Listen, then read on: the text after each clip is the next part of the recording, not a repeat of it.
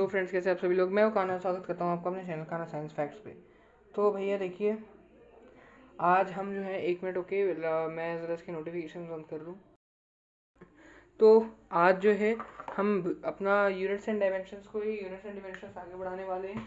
ठीक है, कल तक हमने ये देखा था। यहाँ मैं इस वीडियो में पहले से आपको एक डिस्क्लेमर दे दूँ कि अगर ये भी वीडियो आपको लेस देन 20 मिनट्स का मिल रहा है तो इसका मतलब है कि ये वीडियो मैंने एंड नहीं किया था, मैंने पढ़ाना बंद नहीं किया था।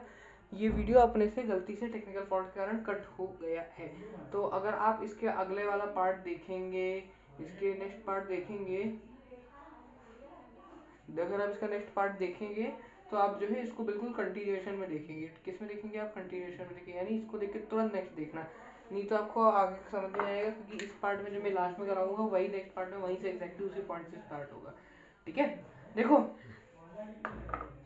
देखो हम यहाँ पे जो है हमें आज हमारा कल तक हमने क्या क्या कर लिया था, हम जरा वो देखते हैं। अभी तक हमने क्या क्या पढ़ लिया? अभी तक हमने पढ़ लिया क्या होते हैं यूनिट्स, अभी तक हमने पढ़ लिया क्या होती है डायमेंशन। ठीक है, अभी तक जो है हमने क्या क्या और क्या क्या पढ़ लिया? अभी तक हमने पढ़ लिया system of units, system of units. और सबसे बड़ा जो टॉपिक हमने अभी मास्टर टॉपिक जो हमने जो अभी पढ़ लिया वो था dimension analysis, dimensional formula, dimensional formula हमने पढ़ लिया। डायमेंशनल एनालिसिस होता क्या है, मीनिंग ऑफ, हमने पढ़ लिया meaning of dimensional analysis, dimensional analysis हमने जो है पढ़ लिया। और अब हमें आज जो है जो हमें पढ़ना है वो है एप्लीकेशन ऑफ डायमेंशनल एनालिसिस जो है हमें आज पढ़ना है। ये हमारा आज का टॉपिक है जो हमको आज करना है। ठीक है, अभी तक हमने ये कर लिया, ये कर लिया, ये कर लिया, ये कर लिया और ये कर लिया। आज हमें ये वाला टॉपिक जो है क्या करना है। ओके ओके ओके, तो चलिए वापस से इसमें अब इस टॉपिक पे जंप करते हैं। ठीक है, हमने अभी देखिए एबंडेंट डायमेंशन एनालिसिस क्या होता है। किसी भी फिजिकल क्वांटिटी के अगर दो फिजिकल क्वांटिटीज दी हों, उनके डायमेंशन को या फिर एक ही फिजिकल क्वांटिटी है उसके डायमेंशन में क्या क्या, उसके डायमेंशन में कौन कौन सी क्वांटिटीज आती हैं, उसको जब हम एनालाइज करने बैठते हैं तो हम जो करते हैं उस प्रोसेस को बोलते हैं डायमेंशनल एनालिसिस। क्या बोलते हैं उसको? Dimensional analysis. Okay, I hope you understand this much, right. चलिए चलिए next, let's go to the next part. Okay, तो मैं जरा क्वेश्चंस का भी जुगाड़ करते चलूँ साथ साथ। देखो भैया, डिमेंशनल एनालिसिस जो होता है हमारा, डिमेंशनल एनालिसिस में क्या क्या आता है? जैसे हम डिमेंशनल फॉर्मूला निकालना भी डिमेंशनल एनालिसिस का पार्ट है। डिमेंशनल एनालिसिस के जो हैं कुछ एप्लीकेशंस होते हैं। क्या होते हैं? कुछ एप्लीकेशंस होते हैं। उसमें से हमने जो है पहला पढ़ लिया था कल, उसमें हमने क्या पढ़ लिया था? हमने पढ़ लिया था कन्वर्जन ऑफ यूनिट। तो अभी हम सिस्टम ऑफ यूनिट्स पे थे, आज हम उसका पहला वाला स्टार्ट करेंगे जो कि है कन्वर्जन ऑफ यूनिट्स। क्या है वो? Conversion of units. ठीक है, ठीक है, देखिए भैया आज हम स्टार्ट कर रहे हैं कन्वर्जन ऑफ यूनिट्स। ठीक है, कन्वर्जन ऑफ यूनिट्स जब हम पढ़ते हैं, कन्वर्जन ऑफ यूनिट्स में हम पता है क्या पढ़ते हैं? कन्वर्जन ऑफ यूनिट्स में हम पढ़ते हैं एक सिस्टम ऑफ यूनिट से दूसरे सिस्टम ऑफ यूनिट पे जब अपन कन्वर्जन करते हैं, जब अपन कन्वर्जन करते हैं उस कन्वर्जन को अपन जो है बोलते हैं, क्या बोलते हैं? Unit conversion. और ये किससे होता है? ये भी डिमेंशंस का यूज करके होता है। Okay, let's set up some light.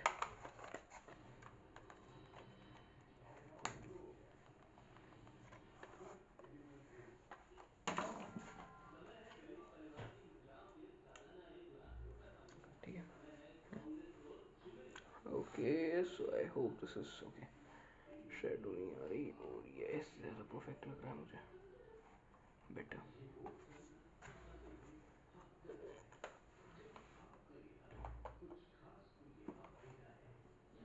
ये देखिए, तो इसी के साथ हमारी बहुत ही अच्छी क्वालिटी की जो लाइटिंग है वो भी हो चुकी है, सेटअप हो चुकी है। थोड़ा शेडो आएगी है ना कि आप आई होप उसको इग्नोर करोगे। ठीक है, अभी देखो भैया, देखो भैया अब हमारा जो है हमें वो देखना है पहला एप्लीकेशन। तो हम आप हेडिंग डालिए applications of dimensional analysis, applications of dimensional analysis में आप जो है फर्स्ट वाला डालेंगे। फर्स्ट वाला क्या है आपका? कन्वर्जन ऑफ ऑफ यूनिट्स, जिसको आप बोलते हैं यूनिट कन्वर्जन, यूनिट कन्वर्जन, ठीक है, इसको आप बोलेंगे कन्वर्जन ऑफ यूनिट से यूनिट कन्वर्जन, ठीक है। अभी देखो ये कैसे होता है, देखो पहले तो हम सिस्टम ऑफ यूनिट्स में एक बार आपको वापस से रिवाइज करा दूं। 4 सिस्टम ऑफ यूनिट्स होते हैं, S I, C G S, F P S, M K S, S I और एम के एस जो यूनिट आपके होते हैं सिस्टम ऑफ यूनिट्स, ये जो है आपके बिल्कुल क्या बोलते हैं एस आई, और आपका जो एम के एस होता है इसमें जो है आपके जो चीज़ें होती हैं एस आई और जो आपका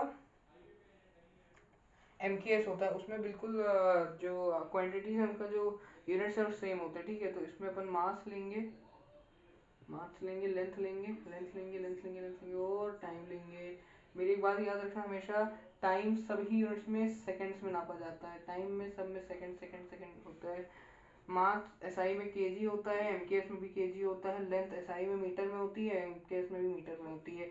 अब आते हैं भैया सीजीएस और एफपीएस में। सीजीएस में मास जो है ग्राम्स में नापा जाता है और लेंथ जो है सेंटीमीटर में नापी जाती है, ये यहाँ पे पाउंड्स में नापा जाता है। एफपीएस में मास को पाउंड्स में नापा जाता है, किस में नापा जाता है, पाउंड्स में, और लेंथ को फुट में नापा जाता है या फीट में नापा जाता है। अभी फुट लिखेंगे क्योंकि एक की बात हो रही है, तो 1 फुट मल्टीपल फीट, ठीक है। यस, ठीक है, ये इसको आप नोट कर लो, एक बार स्क्रीनशॉट लेके रख लो, ठीक है। मैं इसको रब कर दूं जरा, डन है, डन है। देखिए अब नेक्स्ट जो इसमें हम पढ़ने वाले हैं, इसमें नेक्स्ट हम पढ़ने वाले हैं यूनिट कन्वर्जन को। अब हम प्रॉपर यूनिट कन्वर्जन स्टार्ट कर रहे हैं, क्या कर रहे हैं, यूनिट कन्वर्जन को स्टार्ट कर रहे हैं, ओके। चलिए अब अपन जो है प्रॉपर यूनिट के कन्वर्जन को स्टार्ट कर देंगे, ओके। तो लेट्स सी नाउ, अब हम देखो हमने अभी तक ये सब किया, अब इसमें हम ना यूनिट कन्वर्जन में हम ये देखेंगे कि हम डिमेंशंस का यूज करके कैसे कन्वर्ट करते हैं। देखिए इसके लिए आप एक एग्जांपल से लेंगे और उसके मैं आपको स्टेप्स लिखूंगा। एग्जांपल है आपका कन्वर्ट, अच्छी सी क्वांटिटी मेरे को बताओ, अच्छी सी प्यारी सी क्वांटिटी, फोर्स ले लूँ क्या, फोर्स नहीं, चलो एनर्जी लेते हैं, ठीक है, energy, convert 1 joule of please ignore the background sound of energy into 1 अर्ग। अब देखो अभी तो आपको नहीं पता लेकिन मैं आपको बता दूं फॉर योर रेफरेंस, जूल जो होता है, जूल एनर्जी की यूनिट होती है कौन सी, एसआई, एनर्जी वर्क दोनों की होती है, और अर्ग भी एनर्जी वर्क दोनों की होती है, बट ये सीजीएस होती है। देखो step number 1, step number 1, identify the system of units, identify the system of units. जैसे यहाँ हमने कर लिया, तो यहाँ पे जूल जो है, जूल है एसआई और अर्ग जो है वो सीजीएस है। और यहाँ से अब आपको मैं एक नया फॉर्मूला भी बताऊंगा स्टेप नंबर 2 में, identify the unit whose numerical value is given, numerical value या numerical value या measure is given, numerical value या measure is given। देखो numerical value या measure का मतलब क्या होता है, देखो numerical value या measure इसका मतलब है, जैसे देखो हर क्वांटिटी इसके एन यू के फॉर्म में एग्जिस्ट करती है, ठीक है, एन यू के फॉर्म में एग्जिस्ट करती है। अब अगर वो उस फॉर्म में एग्जिस्ट करती है तो एन होता है उसका न्यूमेरिकल वैल्यू, यू होता है उसका यूनिट, ठीक है। अब यहाँ से अपन एक फॉर्मूला लेंगे स्टेप नंबर 3 में,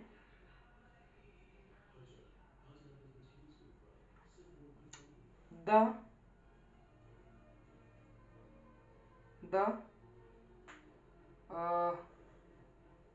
measurement which is the product of the numerical value and unit of the dimension of the quantity of the given quantity is always equal to that of other, is always equal to that of the other, that of the other। इसका मतलब क्या हुआ? इसका मतलब ये हुआ, चलो अब इसको लिखते हैं। इसमें ऊपर के दो स्टेप में मिटा देता हूँ, ठीक है। तो एग्जाम्पल नहीं मिटाएंगे अपन, एग्जाम्पल मिटाएंगे अपन। एग्जाम्पल है ये, और इसका ये कंटिन्यूएशन यहाँ पे, ठीक है। इसको यहाँ से लिखेंगे mathematically, mathematically n1 u1 equal n2 u2, n1 u1 equal n2 u2। अब ये क्या होता है, इस फॉर्मूला को जरा समझते हैं। देखिए, अगर मैं आपको एक क्वांटिटी दे दूं 1 मीटर और मैं एक क्वांटिटी दे दूं 100 सेंटीमीटर, हम यूनिट कन्वर्जन करते ही क्यों? जैसे आपने पढ़ा होगा law of conservation of mass, तो क्यों है मास ऑफ रिएक्टेंट हमेशा मास ऑफ प्रोडक्ट्स के बराबर होता है, केमिस्ट्री में पढ़ा होगा। तो अगर मास ऑफ रिएक्टेंट हमेशा मास ऑफ प्रोडक्ट्स के बराबर होता है, इसीलिए हमें इक्वेशन को बैलेंस करना पड़ता है, जिससे इस साइड का मास और इस साइड का मास एकदम बराबर हो जाए, है ना, फेयर गेम हो जाए। वैसे ही जो ये सिस्टम ऑफ यूनिट्स होते हैं, अब देखो अगर मैं एक ही चीज़ की लेंथ को नाप रहा हूँ, जैसे मैंने बोला कि ये स्केल कितनी लंबी है, तो आप बोलोगे 30 सेंटीमीटर लंबी, ओके। ये स्केल और कितनी लंबी है, तो आप बोलोगे 300 मिलीमीटर लंबी, ठीक है। क्यों? क्योंकि इस स्केल की लेंथ तो फिक्स है, जस्ट हमने कंपेयर अलग अलग चीज़ से किया। जैसे इसी स्केल की लेंथ को अगर मैं इस मार्कर से कंपेयर करूं, तो लगभग ये स्केल इस मार्कर की दुगनी है, ठीक है, दोगुनी है, ठीक है। और अगर मैं इसी को इसके डबल साइज से किसी से कंपेयर करूँ, जैसे एक पेड़ से मान लो कंपेयर कर दिया मैंने, इस स्केल को एक पेड़ से कंपेयर कर दिया, तो ये स्केल जो है उस पेड़ की मान लो ये पेड़ जो है स्केल का 10 गुना होगा, यानी स्केल जो है पेड़ की 1/10 टाइम्स होगी। स्केल जो है मार्कर की 2 टाइम्स है, एक पेड़ है उसकी 1/10 टाइम्स होगी, ठीक है। लेकिन स्केल की लेंथ तो फिक्स है, बस हम जिन चीज़ों से कंपेयर कर रहे हैं वो अलग है ना। जैसे मैंने आपको पापा फूफा और आपके वाला एग्जांपल दिया था, ठीक है। आपकी हाइट जो है, आपकी हाइट बढ़ी घटी ना, ठीक है, और आपके पापा की जो हाइट है, मान लो आपके पापा की हाइट तो फिक्स थी, ठीक है। एक बार आपने आपके पापा की हाइट को जब आपके फूफा की हाइट से कंपेयर किया, एक्चुअली आपने आपके पापा की हाइट से आपके फूफा की हाइट को कंपेयर किया, तो जो है वो फूफा आपके पापा से मान लो 4 इंच बड़े निकले, ठीक है। लेकिन वहीं जब आपने आपके फूफा की हाइट से अपनी हाइट को कंपेयर किया, तो आपके फूफा आपसे 4 इंच छोटे निकले, ठीक है। तो आपके फूफा की हाइट तो फिक्स ही थी, लेकिन बस आप अलग अलग चीज़ों से कंपेयर कर रहे थे उसको। जैसे एक बार उनकी हाइट को अगर आप अपने पिताजी की हाइट से कंपेयर किए तो अलग आया, अगले बार में जब आप उनकी हाइट को अपनी हाइट से कंपेयर किए तो वो अलग आया। तो आप जितने जो है आपके कंपैरिजन फैक्टर्स अलग अलग करते जाएंगे उतना अलग आएगा, लेकिन जिस चीज़ को कंपेयर करेंगे वो तो फिक्स ही है। ये मार्कर की जो लेंथ है ये तो फिक्स ही है ना, ये जो मार्कर यूज़ कर रहा हूँ उसकी लेंथ तो फिक्स ही है ना। लेकिन हाँ, अगर मैं इसी को अपने आप से कंपेयर करूँ तो मार्कर मेरे कंपेरिजन में बहुत छोटा है। मैं इसी मार्कर को जो है इस स्केल से कंपेयर करूँ तो इस स्केल के कंपेरिजन में भी छोटा है, लेकिन ज़्यादा छोटा नहीं है, तो है ना। तो मैं कंपेरिजन फैक्टर्स अपने बढ़ाता घटाता जा रहा हूँ ना, लेकिन जब मैं जो मार्कर है, मार्कर की लेंथ तो भैया फिक्स ही है मेरी, है ना। मार्कर की लेंथ जो है मेरी वो तो फिक्स ही है, ठीक है। तो मार्कर की लेंथ फिक्स है, लेकिन मैं कंपेयर अलग अलग चीज़ों से कर रहा हूँ। ऐसे ही मैं अगर इस मार्कर को उठा के एक इलेक्ट्रिक पोल से कंपेयर कर दूँ, तो मार्कर जो है एक इलेक्ट्रिक बिजली के खंभे से तो बहुत ही छोटा होगा, है ना। इस स्केल से थोड़ा छोटा है, मुझसे और ज़्यादा छोटा है, और एक इलेक्ट्रिक पोल से तो बहुत ही ज़्यादा छोटा है। तो मैं कंपेयर अलग अलग चीज़ से कर रहा हूँ, बाकी क्वांटिटी मेरे पास सेम ही है। तो यानी जब आप 1 मीटर से, एक चीज़ है कुछ आपने मेजर किया, उसकी लेंथ को जब आप मीटर से कंपेयर कर रहे हो तो 1 मीटर के बराबर आ रही है। मैं खड़ा हो गया तो मेरी शर्ट से मिट गया, ठीक है। आई होप इतना तो विजिबल हो गई, ठीक है। देखो, एक एक चीज आपने नापी और उसको जब आप मीटर से कंपेयर कर रहे हो, मीटर मतलब एक्चुअली मीटर कैसे आया उसके पीछे एक कहानी है। वो एक इंटरनेशनल पिलर है, पिलर का मास 1 मीटर माना जाता है, ठीक है। चलो वो कहानी छोड़ दो, अभी आप इस मीटर एक चीज है, मीटर मान लो एक चीज का नाम है, मैंने इसको मीटर बोल दिया, ठीक है। मीटर मतलब वो नापने वाला मीटर नहीं, जैसे मैंने बोल दिया एक ट्री बराबर है, the marker is equal to 0.1 trees, एक पेड़ से 10 गुना छोटा है, तो the marker is equal to 0.1 trees. इसी मार्कर को मैं अगर एक इरेजर से कंपेयर करूँ तो ये एक इरेजर के मामले में, एक इरेजर के मुकाबले में 6 गुना बड़ा है। तो a marker is equal to 6 eraser, 6 times of 1 eraser. तो 1 metre is 1 times of 1 metre, यही मैं बोलूँ 2 मीटर, तो 2 metre is 2 times of 1 metre, है ना। तो ऐसे करते करते तो अब 1 मीटर है, तो अभी आपने एक को जो है उसकी लेंथ को मीटर से कंपेयर किया तो 1 टाइम निकली, लेकिन जब उसी को हमने सेंटीमीटर से कंपेयर किया तो आपकी ये पता चला कि 100 टाइम्स निकल आई। फिर जब हमने उसको मिलीमीटर से कंपेयर किया तो भाई पता चला वो 1000 टाइम्स निकल आई, ठीक है ना। ऐसे करते करते जब हम करते गए फिर एक बार में हमने क्या किया, उसको किलोमीटर से कंपेयर किया, तो किलोमीटर से कंपेयर किया तो कितनी आई थी वो, कितनी आई थी वो, कितनी आई थी वो 10⁻³ टाइम्स आ गई, ठीक है। तो आप ऐसे करते करते जब कंपेयर करते गए तो आपकी अलग अलग होती है, लेकिन यूनिट अलग अलग थे, न्यूमेरिकल वैल्यू अलग अलग थी, लेकिन इनका प्रोडक्ट करने के बाद जो फिजिकल क्वांटिटी का मेजर आएगा, किसी चीज की हाइट अगर 2 मीटर है, 2 मीटर अगर इतना होता है तो 200 सेंटीमीटर भी इतना होगा, तो 0.002 किलोमीटर भी इतना ही होगा, तो आपका 2000 मिलीमीटर भी इतना होगा, ठीक है। चाहे आप किलोमीटर में नापो, यार्ड्स में नापो, फीट में नापो, इंच में नापो, लेकिन उस चीज की लेंथ उतनी ही रहेगी, आपकी यूनिट बदलती जा रही है। तो चाहे यूनिट जितनी भी बदले, चाहे यूनिट जितनी भी बदले, लेकिन जिस चीज की लेंथ है वो तो सेम ही आएगी। और लेंथ कैसे आती है, न्यूमेरिकल वैल्यू और यूनिट के प्रोडक्ट करके। जैसे आपने बचपन में पढ़ा होगा conservation of momentum, m1v1 equal m2v2। जैसे मैंने बोला कि एक मेरे को एक बात बताओ कि पता है, मैं आपको एक इंटरेस्टिंग फैक्ट बताता हूँ।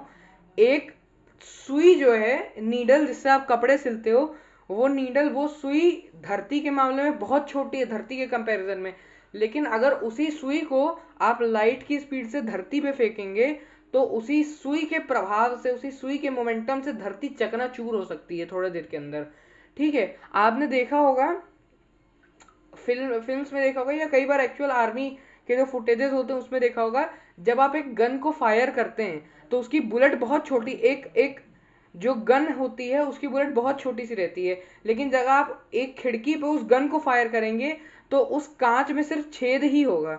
जब आप एक खिड़की पे गन को फायर करेंगे तो कांच में सिर्फ छेद ही होगा, जितनी बड़ी बुलेट है सिर्फ उतना बड़ा है, उससे थोड़ा बड़ा। लेकिन वहीं अगर आप एक खिड़की पे एक पत्थर फेंकेंगे पूरा उठा के, तो वो कांच पूरा चकनाचूर हो जाएगा। इट इज जस्ट बिकॉज कि उसकी पत्थर की वेलोसिटी उतनी नहीं है जितनी आपकी बुलेट की है, ठीक है। और अगर आप वहीं पे एक कांच पे पेपर उठा के फेंकेंगे तो वो पेपर जो है, उस पेपर का मोमेंटम कम है, पेपर की वेलोसिटी चाहे जितनी भी कर लो, मास कम है, और कांच को अगर आप एक वेलोसिटी और मास से फेंकेंगे तो कांच टूटेगा नहीं। लेकिन अगर आप उस पेपर की वेलोसिटी बढ़ा दो, भले ही मास जितना भी हो, वेलोसिटी बढ़ा के उसको आप कांच पे फेंकोगे तो कांच टूट जाएगा टुकड़ों में, ठीक है। हाँ, आप एक कंकड़ से एक कांच को, एक शीशे को तोड़ सकते हैं, एक कंकड़ से एक शीशे को तोड़ सकते हैं, बस ये है कि आपको उस कंकड़ को इतना जोर से फेंकना है कि वो शीशे पे लगे, तो उसका मोमेंटम जो वो एक्सर्ट करेगा P equal to M V, P equal to M V, P1 और P2 इक्वल होने चाहिए एक दूसरे के, यानी M1v1 इक्वल M2v2 होना चाहिए आपका। अगर इतना हो रहा है तो आपको वो होगा, एक्सर्ट होगा। अच्छा, तो जो P है, तो इसका मान लो ये जो है इसकी लेंथ आएगी L और इसका भी मतलब आएगा L। तो एक न्यूमेरिकल वैल्यू और यूनिट का प्रोडक्ट हमेशा एक फिजिकल क्वांटिटी जहां यहाँ पे है L, उसके बराबर होता है, ठीक है। तो इसीलिए N1 है कोई न्यूमेरिकल वैल्यू, जैसे कि 10 सेंटीमीटर, जैसे एक चीज है, इसकी लेंथ है मान लो 10 सेंटीमीटर, इसकी लेंथ 10 सेंटीमीटर जरूर है, लेकिन अगर उसी को मैं मीटर में करूंगा तो वो 1/10 मीटर आएगी, ठीक है, आई एम सॉरी, 1/10/100 आएगी, जैसे दैट इज 1/10 ऑफ कोर्स, तो वो 0.1 मीटर आएगी। समझ रहे हैं मेरी बात। इसी की लेंथ अगर 10 सेंटीमीटर है, लेंथ इसकी उतनी ही है, ठीक है, लेंथ इसकी इतनी ही बड़ी है। इसी को मैं अगर सेंटीमीटर से एक बार कंपेयर कर दिया तो 10 आई, इसी को मैंने जब मीटर से कंपेयर कर दिया तो यही मेरी लेंथ मेरे पास 0.1 आई, इसी को अगर मैंने किलोमीटर से कर दिया तो और कम आएगी मेरे पास, है ना। तो मैं चाहे यूनिट चेंज करूं, लेंथ सेम है, अगर लेंथ सेम है तो यूनिट चेंज करने से कोई फर्क नहीं पड़ता, लेंथ वही आएगी।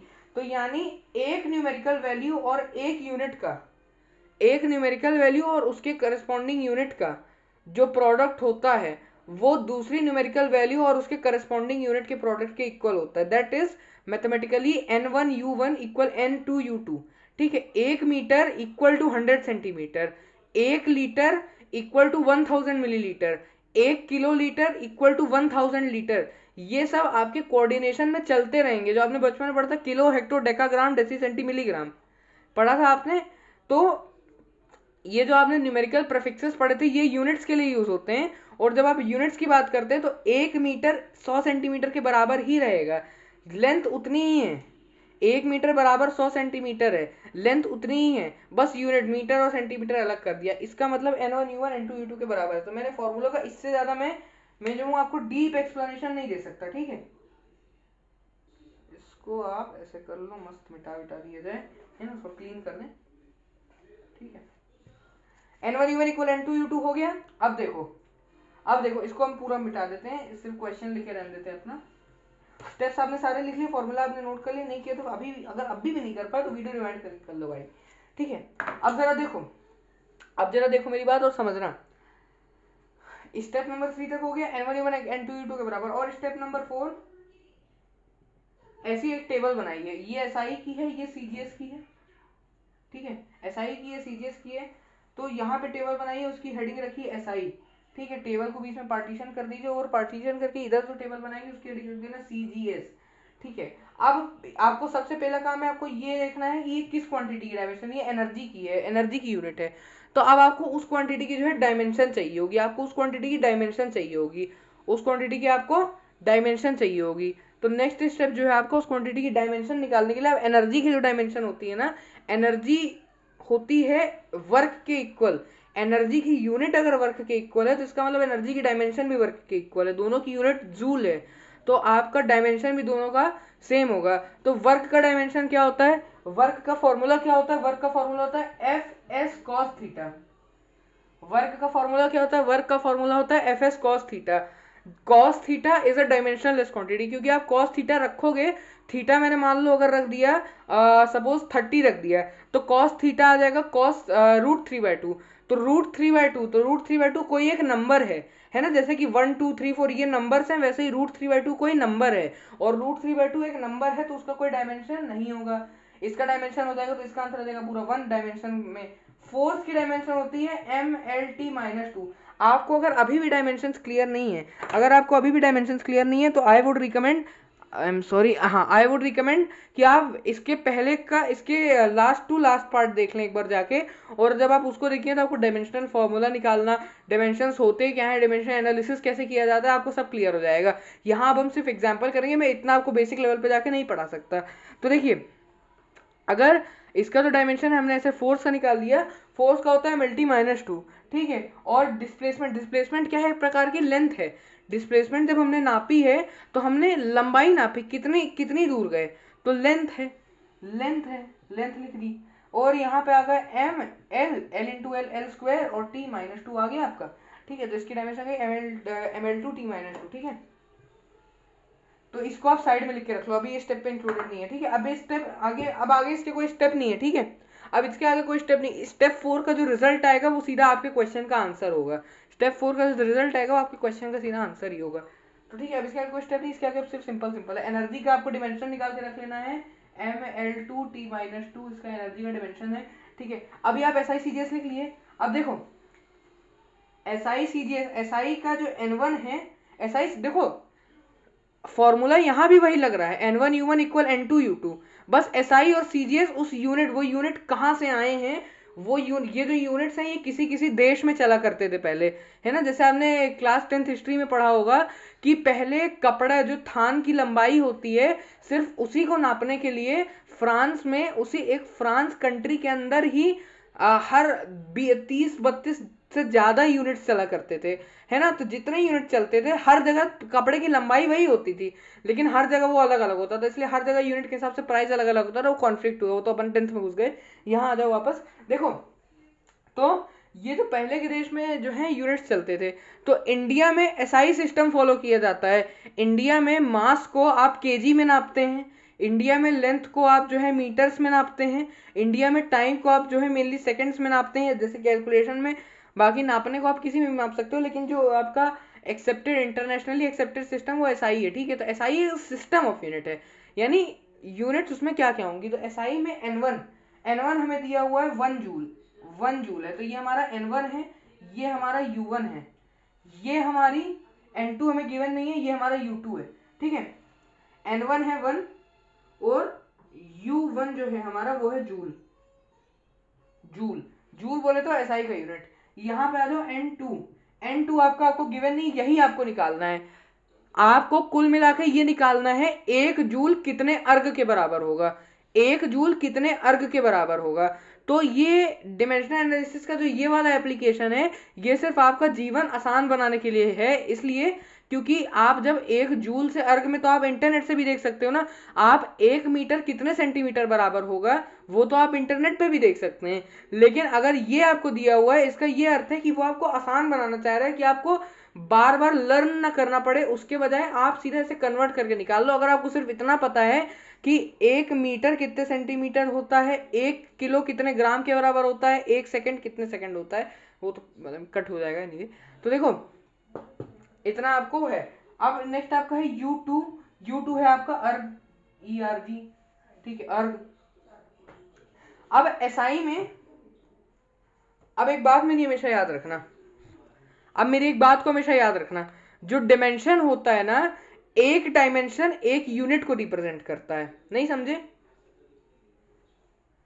इसके डायमेंशन को मैं मान लो, इसका डायमेंशन होता है ml²t-2, तो इसको मैंने m1l1² ठीक है, mlt, जैसे मैं बोलता हूँ a1 b1 c1, वैसे m1 l1 t1, ठीक है, और इनकी डायमेंशन अलग हो गई। तो ये जो डायमेंशन है ये आपका u1 को रिप्रेजेंट करेगा, और ये जो डायमेंशन है ml2t-2 और सब में नीचे 2 2 2, ये जो है आपका, ये आपका U2 को रिप्रेजेंट करेगा, ये आपके U1 को रिप्रेजेंट करेगा, ये आपके U2 को रिप्रेजेंट करेगा, ठीक है। इतना याद रख लो। अब आप यहाँ पे फॉर्मूला लगाओ N1, अब यहाँ पे टेबल हटा दो, आप सीधा N1U1 equal N2U2, N1U1 equal to N2U2। अभी मान लो N1, हाँ N1 की वैल्यू कितनी है, 1 है। चलो अभी हटाओ इसको, आपको N2 निकालना है, तो जो निकालना है उसको आइसोलेट कर दो, उसको एक तरफ अकेला छोड़ दो, ठीक है। जो निकालना है, जो आपको समस्या कर रहा है, जो आपको परेशान करे, उसको अकेला छोड़ दो, ठीक है। N2 और U2 नीचे आ जाएगा, तो N1, और इसको मैं ऐसे लिख सकता हूँ कि U1/U2। अरे पूछोगे कैसे लिखा, अरे ऐसे था भाई, N1U1 इक्वल N2U2, U2 यहाँ आ गया N1U1/U2, मैंने इतना हटा दिया, मैं सिर्फ यहाँ पे और ब्रैकेट मार दिया, तो बात तो वही है, बात वही है, ऐसे लिख दिया मैंने, इक्वल टू N2 आ जाएगा। अब N2 आप हटा दो, अब सीधा इक्वल टू मार्क करो, यहाँ पे N1 की वैल्यू है 1, और अब देखो U1 किसको रिप्रेजेंट करता है, U1 को रिप्रेजेंट करता है इसका डिमेंशन। U1 किसकी यूनिट है, U1 is the unit for energy, तो U1 will be represented by the dimension of energy. Okay, let me tell you again. U1 is the unit of energy, therefore U1 will be represented by the dimension of energy, ठीक है। तो U1 energy की unit है, तो U1 जो है जो energy के डायमेंशन है उसी के द्वारा रिप्रेजेंट करी जाएगी। तो U1 क्या है, m1 l1² t1-2 upon m2 l2² t2-2। यहां तक समझ में आया। अरे आपको लग रहा होगा M1 L1 T1 क्या क्या लिख दिया, कितना मुश्किल, मुश्किल भाई मुश्किल नहीं है, कुछ भी लिख दो ना। आप मास को m से रिप्रेजेंट करते हो, तो एक क्वांटिटी, एक सिस्टम के मास को मैंने m1 से रिप्रेजेंट कर दिया, एक और सिस्टम है उसके मास को m2 से रिप्रेजेंट कर दिया, एक और सिस्टम है उसके मास को m3 से कर दूंगा, n नंबर ऑफ सिस्टम है उनके मास को mn से कर दूंगा, है ना। तो आपको ये तो सिर्फ रिप्रेजेंट, ये वेरिएबल है, m इज अ वेरिएबल, इसके अंदर मास स्टोर है, ठीक है। अब आपको ये मिल गया, इसको आपको साइड में निकाल के रख लेना है, इसको आपको क्या साइड में निकाल के रख लेना है। अब मैं इतना मिटा देता हूँ, इसको आपको जो इतना जो आपको मिला है अभी, इसे आपको जो है अब साइड में निकाल के रख लेना, और इसके बेसिस पे अब आप क्या करोगे, अब यहाँ पे आप लिखोगे N2 equal to ml2t-2 bye ml2t-2, ये था 1 1 1, ये था 2 2 2, ठीक है। अब देखो इनको अलग अलग कर लो, m1 बाय m2 इंटू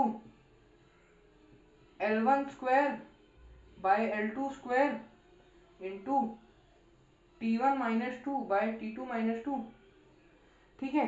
अब देखो आपका SI CGS वाली टेबल के अनुसार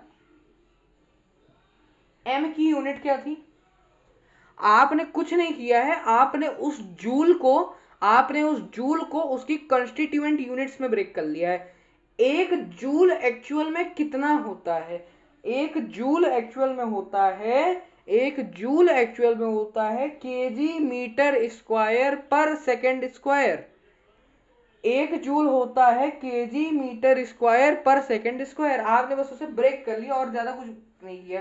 तो एसआई सिस्टम में एम की मास की यूनिट क्या होती है? केजी। एसआई सिस्टम में लेंथ की यूनिट क्या होती है? मीटर। एसआई सिस्टम में टाइम की यूनिट क्या होती है? सेकेंड। सीजीएस सिस्टम में मास m1 l1 t1 और सीजीएस सिस्टम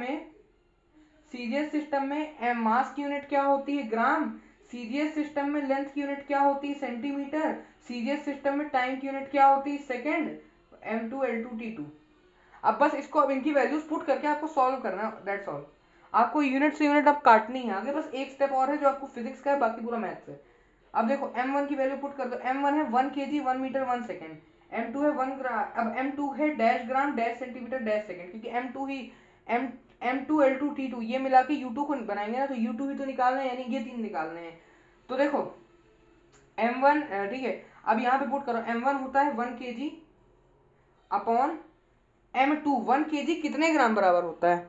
1 kg कितने ग्राम के बराबर होता है? 1 kg, अच्छा अभी इसको 1 ग्राम ही रहने दो, ठीक है। 1 kg अपॉन 1 ग्राम इंटू, अब m की पावर क्या है? m की डायमेंशन क्या है? 1 है, तो इसकी पावर है 1। l की पावर क्या है? 2, तो पहले पावर 2 चढ़ा दो। इसके अंदर क्या आएगा? l की यूनिट क्या होती है एसआई में? 1 मीटर है। l1 क्या है? 1 मीटर है। अपॉन l2 क्या है? 1 सेंटीमीटर है। 1 सेंटीमीटर है, ये आपको निकालना है, चलो उसको 1 1 है, ठीक है। इंटू, अब t की पावर क्या है? -2। पावर पहले चढ़ा दो, अब अंदर का देखो। t यहाँ पे भी 1 सेंटीमीटर है, t1 है 1 सेकेंड, यहाँ है 1 सेकेंड। अब आपको यूनिट्स काटनी है। अगर यूनिट्स काटनी है तो दोनों यूनिट इक्वल होना चाहिए। ऊपर भी ग्राम होना चाहिए, नीचे भी ग्राम, या ऊपर भी किलोग्राम नीचे भी किलोग्राम। ऐसे ही यहाँ ऊपर भी मीटर होना चाहिए या नीचे भी मीटर, या ऊपर भी सेंटीमीटर नीचे भी सेंटीमीटर। जैसे ये है आपका, ये तो ऐसे ही कट गया क्योंकि 1 सेकंड अपॉन 1 सेकंड, तो यूनिट भी कट गई, न्यूमेरिकल वैल्यू भी कट गई। और इसका आ जाएगा, तो ये आ जाएगा टोटल 1 की पावर -2। इसको आगे सॉल्व करेंगे। अभी इसको हटाइए और यहाँ पे सॉल्व करते हैं। 1 kg और 1 ग्राम, तो अपन को ज्यादा इजी पड़ेगा केजी को ग्राम में करना। केजी को कर दो ग्राम में।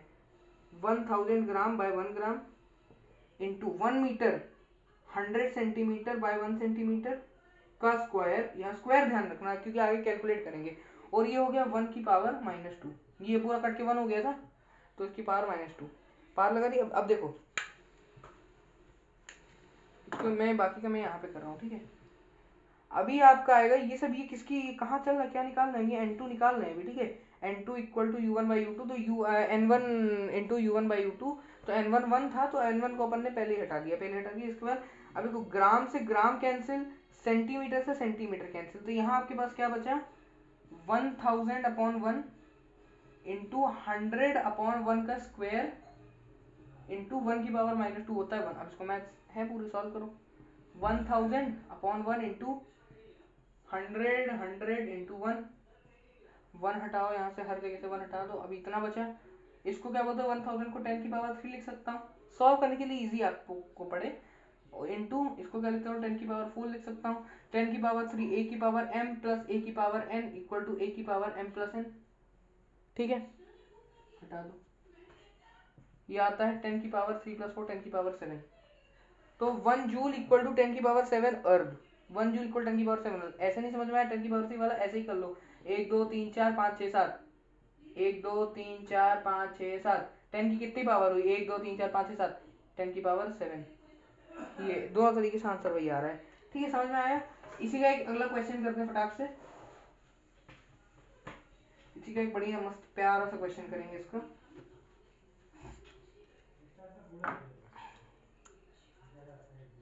क्वेश्चन है,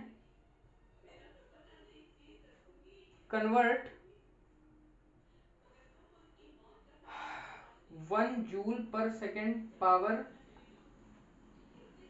इंटू 1 अर्ग इंटू अर्ग पर सेकेंड।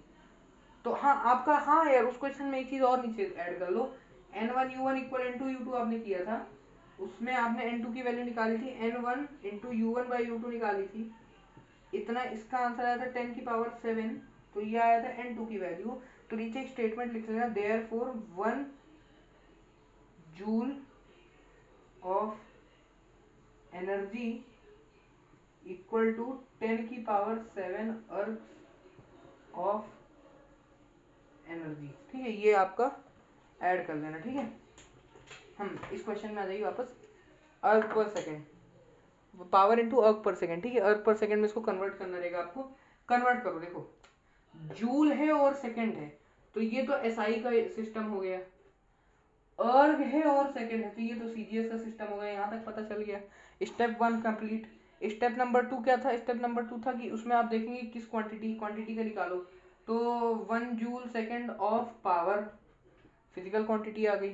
क्वांटिटी आ गई आपके पास। अब उसका डायमेंशन निकाल दो। पावर का dimension work upon time, work done पर यूनिट टाइम। वर्क डन का डायमेंशन क्या आता है? ml2 t-2 by time t। t ऊपर गया, t ऊपर गया तो t की पावर -2 -1 ml2 t-3 हो गया। अरे t ऊपर गया ना, ml2 t-2 into t-1, a की पावर m, b की power n, -2 plus -1 equal -2 -1 equal to 3 minus का। ठीक है, तो ये -3 यहाँ से आया। ठीक है, यहाँ से डायमेंशन आ गया। डायमेंशन क्या आ गया? ml2 t-3।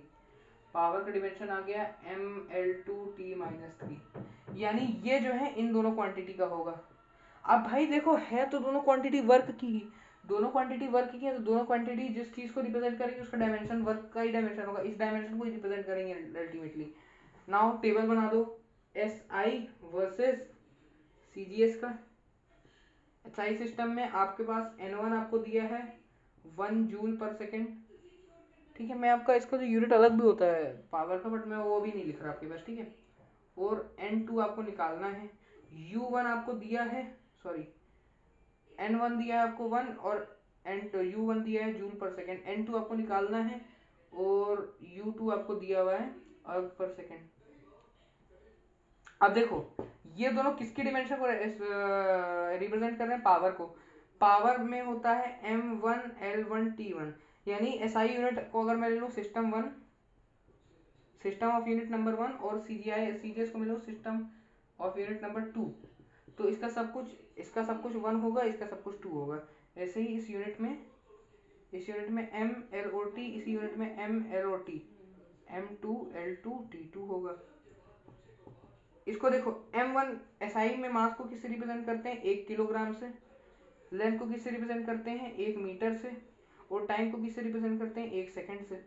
सिमिलरली यहाँ पे लेंथ को, मास को किससे रिप्रेजेंट करते हैं? 1 ग्राम से। लेंथ को किससे रिप्रेजेंट करते हैं? 1 सेंटीमीटर से। और टाइम को किससे रिप्रेजेंट करते हैं? 1 सेकंड से। ठीक है, now N1U1 equal N2U2। U1 का बाइफर्केशन होता है ये हमेशा, ये याद रखना, U1 का बाइफर्केशन होता है ये हमेशा।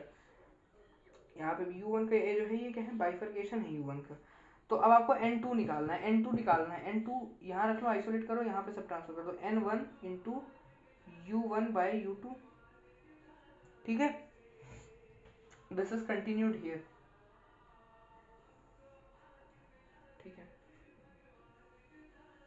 ठीक है, यहाँ हो गया। अच्छी मोटी लाइन खींच दूंगा इसके पहले, जिससे आपको कंफ्यूजन ना हो। देखो अब इसको यहाँ अपन कर रहे हैं, बाकी है। ठीक है, यहाँ पे कंटिन्यूड है। ये क्या है? यहाँ पे अब इसका फर्दर कैलकुलेशन। N1 हमें कितना दिया है? 1 है। N1 है 1। U1 कितना है? U1 का बाइफर्केशन है M1 L1 T1, और M1 L1 T1 में क्या? M1 L1 square ML square T-3, तो ML square T-3 upon M2 L2 T2। Dimension क्या है? M1 L square T-3। ठीक है, ठीक है, अब वैल्यूज पुट करिए। 1 तो है तो ये हट जाएगा नेक्स्ट स्टेप पे, और यहाँ पे करो अब M1 by M2 into L1 square by L2 square into T1 -3 by T2 -3। ठीक है, ठीक है, अब M1 क्या है? 1 किलोग्राम। M2 क्या है? 1 ग्राम। टाइम्स L1 क्या है? 1 मीटर बाई L2 क्या है? 1 सेंटीमीटर। टाइम्स इसका क्या पूरे का इसका स्क्वायर। ये क्या है? वो नीचे वाला आपका क्या था? नीचे वाला आपका क्या था? इसका स्क्वायर बट 22 का स्क्वायर। मैंने इसके पहले स्टेप में स्क्वायर इसलिए लिखा कि 1 का स्क्वायर 1 ही आना था, और इसका ये तो पूरा ही कट जाएगा, हालांकि चलो उसको लिख देते हैं 1 second minus 3 into 1 second power minus 3। ठीक है, 1 किलोग्राम होता है 1000 ग्राम्स के बराबर अपॉन 1 ग्राम। 1 मीटर होता है 100 सेंटीमीटर के बराबर स्क्वायर में अपॉन 1 सेंटीमीटर के बराबर स्क्वायर में, into 1 second power minus 3 into upon 1 second power 3 cut के 1 हो जाएगा पूरा। ठीक है, अब इसको यहाँ पे बचा वो सॉल्व कर दो यार। ठीक है, यहाँ पे सॉल्व कर दो बचा कुछ। अब देखो ग्राम से ग्राम निपट गया, और इसका आ जाएगा 1000 into 100 into 100 10,000 centimetre square upon 1 centimetre square, और इंटू 1 को लिखेंगे नहीं अब की। सेंटीमीटर स्क्वायर से सेंटीमीटर स्क्वायर कट गया तो 1000 इंटू 10,000। ठीक है, ठीक है, 10 की पावर 3 इंटू 10 की पावर 4 इक्वल 10 की पावर 7। तो 1 joule per second equal to 1 अर्ग पर सेकेंड। ठीक है, 1 joule per second equal to 10 की power 7 erg per second. 1 joule per second equal to 10 की पावर अर्ग पर सेकेंड। ठीक है, ठीक, इसी को अगर आपको एफपीएस में दे दें तो आप कर सकते हैं। आप उसके एग्जांपल्स लास्ट में करेंगे, उसकी एग्जांपल अपन कब करेंगे लास्ट में करेंगे। ठीक है, नेक्स्ट इसका एप्लीकेशन है checking the correctness of an equation. ये बड़ा सिंपल है। एप्लीकेशन नंबर 2 पहले में लिख लेना, एप्लीकेशन नंबर 1 कर रहा था ना, फिर से पहले एप्लीकेशन नंबर 2 चेकिंग द या फिर verifying the correctness of A given equation. ठीक है, एक इक्वेशन मैंने आपको दे दी, जैसे कि मैंने आपको दे दिया, मान लो मैंने आपको दे दिया speed equal to distance by time. तब तक क्वेश्चन को हाथ मत लगाना, क्वेश्चन हाथ मत लगाना जब तक आपको ये क्या इनका मतलब है तब तक आपको ना दे दिया जाए। जैसे S for speed, D for distance, भले ही पता हो होशियारी नहीं मानना इसमें।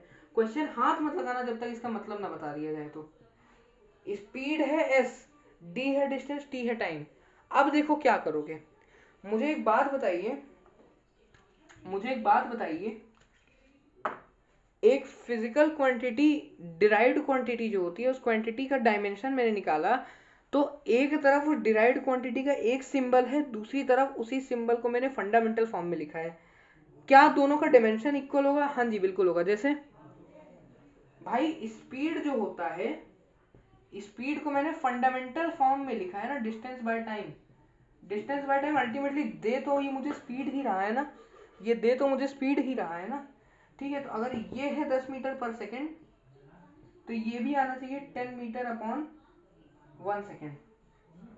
ठीक है, तो ये भी मुझे सेम वैल्यू देगा, तो ये देगा, यानी ये दोनों सेम क्वांटिटी को रिप्रेजेंट कर रहे हैं। जो सेम क्वांटिटी को रिप्रेजेंट करे उनका डायमेंशन भी सेम होगा। जैसे जैसे दोनों स्पीड को रिप्रेजेंट करे, तो यानी जो इसका डायमेंशन आएगा वो हमेशा इसके डायमेंशन के इक्वल होना चाहिए। और इसका डायमेंशन निकालने के लिए आपको याद करने पड़ेंगे डायमेंशनल फॉर्मूले। ठीक है, तो डायमेंशनल फार्मूला की जो एक लिस्ट है मैं आपको दे दूंगा। आप डायमेंशनल फार्मूला आपको कहीं से भी हालांकि मिल जाएगा इंटरनेट पे, हालांकि मैं आपको इंटरनेट से ही ढूंढ के एक अच्छी सी लिस्ट दे दूंगा, आप उसको देख सकते हैं। डायमेंशनल फार्मूला याद करने के बाद अब आप देखेंगे स्पीड का डायमेंशन आप निकालेंगे, तो स्पीड का डायमेंशन होता है LT-1 equal to dimension of LHS।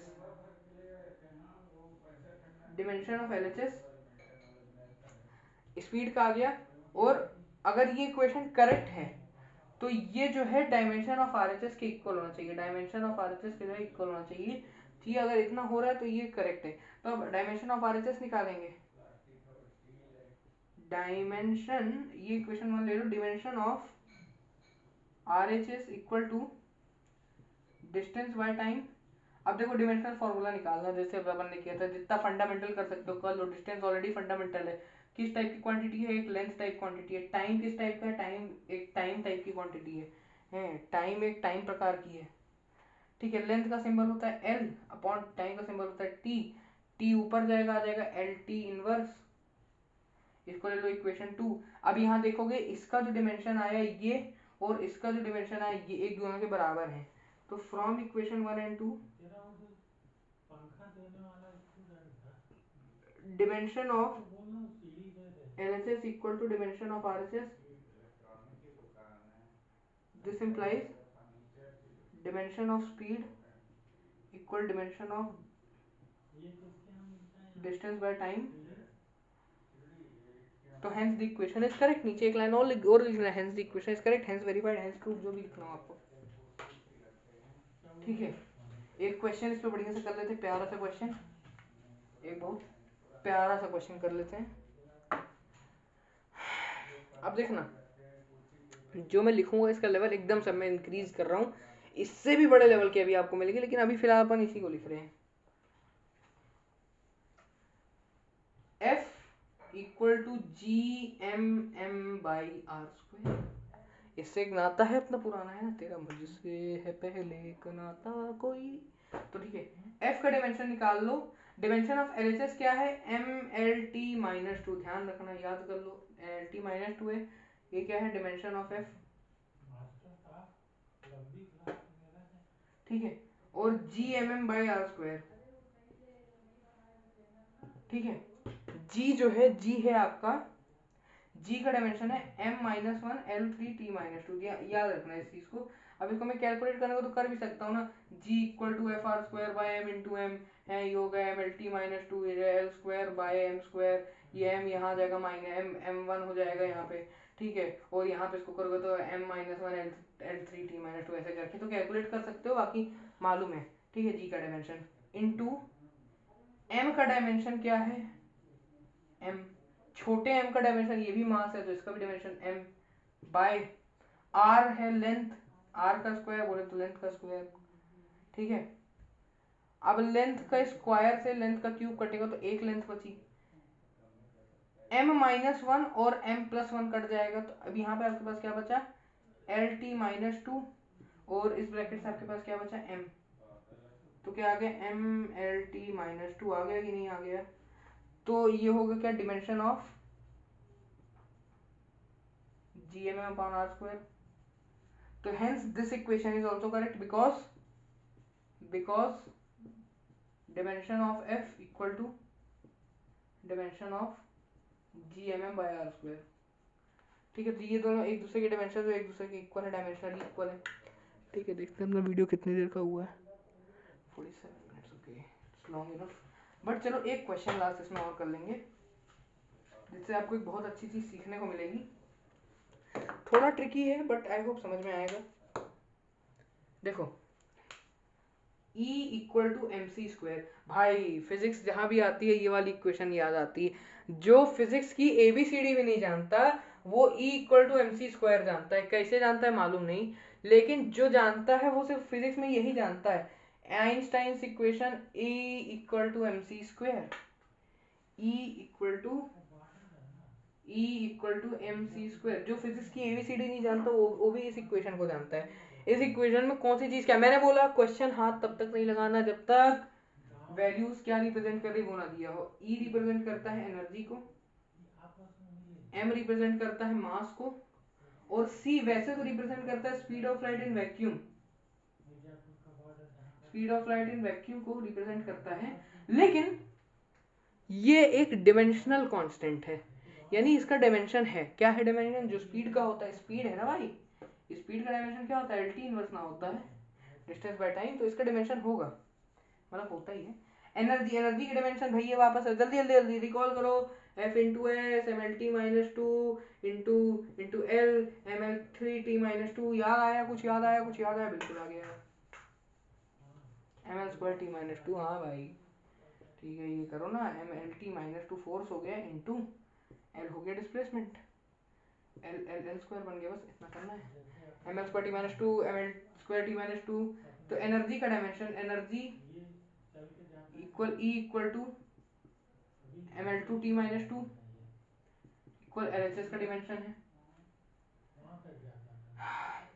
ठीक है। MC² equal to M into speed of light LT-1 का स्क्वायर, C का स्क्वायर, LT-1 है C, LT-1 है C का स्क्वायर, LT-1 का स्क्वायर, तो MC² की डायमेंशन क्या आ गई, M इंटू L की पावर 1 का होल स्क्वायर, A की power M whole power N जब होती है, तो देखो यहाँ पे दो प्रिंसिपल लग रहे हैं, A इंटू B की पावर N जो होती है वो a की पावर n इंटू बी की पावर n होती है, और a की पावर n की पावर n जब होती है वो a की पावर n m होती है। ठीक है, ये दो एक्सपोनेंट के रूल्स लग रहे हैं, इतना तो बेसिक पढ़ा होगा। तो m इंटू एल की पावर 1 की पावर 2 हो गया, एल की power 1 into 2 that is L की पावर 2, टी की पावर -1 इंटू की पावर 2 हो गया, टी की power -1 into 2 that is -1 into 2 क्या था, -2 होता है, तो टी की पावर -2। चल भाई, एम एल स्क्वायर टी -2, यहाँ क्या था, एम एल स्क्वायर टी -2, तो dimension of energy that is E equal dimension of M C square. ठीक है, यहाँ पे जो है आप लिख सकते हैं L H S equal to R H S, hence given equation is correct। ठीक है भाई, आप जो इक्वेशन जिंदगी में पढ़े हो ना, आप सबका ही बना सकते हो यार। कैसे बना सकते हो, देखो मैंने एक इक्वेशन अपने से बना दी, मान लो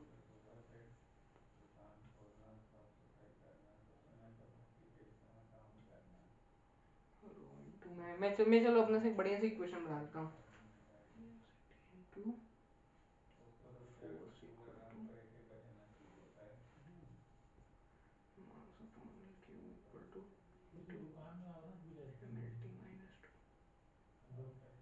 अब इसको आपको इक्वल करना है किसके, m3, मान लो एक लेंथ है, ठीक है, ठीक हो, मास का क्यूब, मास का cube per unit,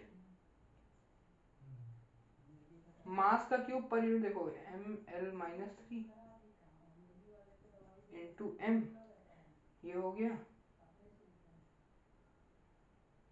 ml-3 mlt-2, m से m हो गया, m का स्क्वायर, मास का स्क्वायर